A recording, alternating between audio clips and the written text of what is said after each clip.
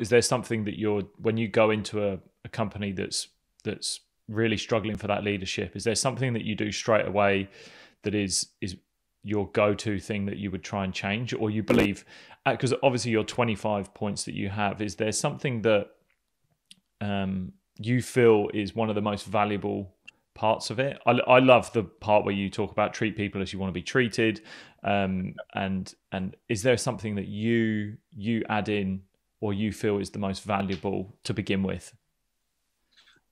Yeah, a couple of things. I think because a lot of companies have their sort of purpose and values. Probably the first thing is get underneath your values. Because let's say you and I created a company and we had passion, resilience, and communication. But passion might mean something slightly different to you than it does to me. Yeah. If we can flesh out what passion is, what communication is, then we can start to have some really... So that's the first thing.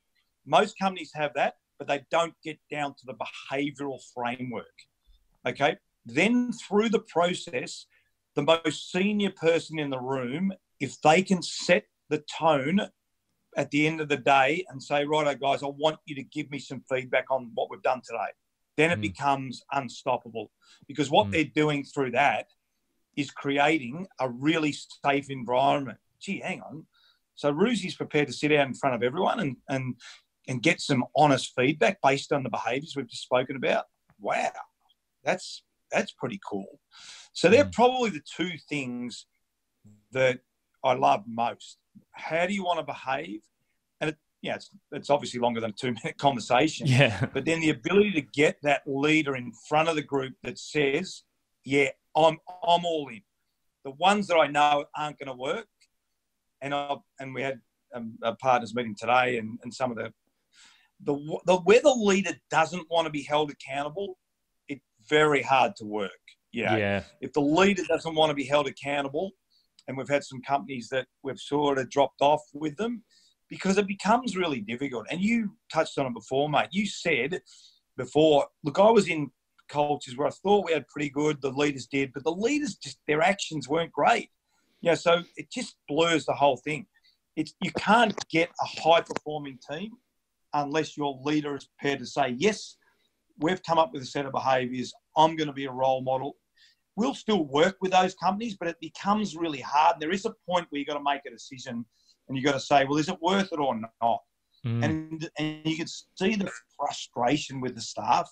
The staff just love what we do, but they can see it. They can see that the leader is not embracing it, and then it becomes really, really difficult. And we have honest conversations with the leaders. We'll tell them, well, it's not working because you don't want to be part of it, So we have those conversations, but they're probably the two key things. Get underneath your values. Yeah. What are the behaviours? How do you want to act? And the leader creating that really safe environment that says, I'm prepared to get some feedback. I want to create a really safe environment because I want to ask great questions. I want to know what is empowerment. You can't have empowerment if the leader's saying, I don't give a shit what you talk about. This is the way I do it, not the way we do it. So there's some funny things that I love. What's leadership, what's culture, what's empowerment. People still don't really understand what those concepts are.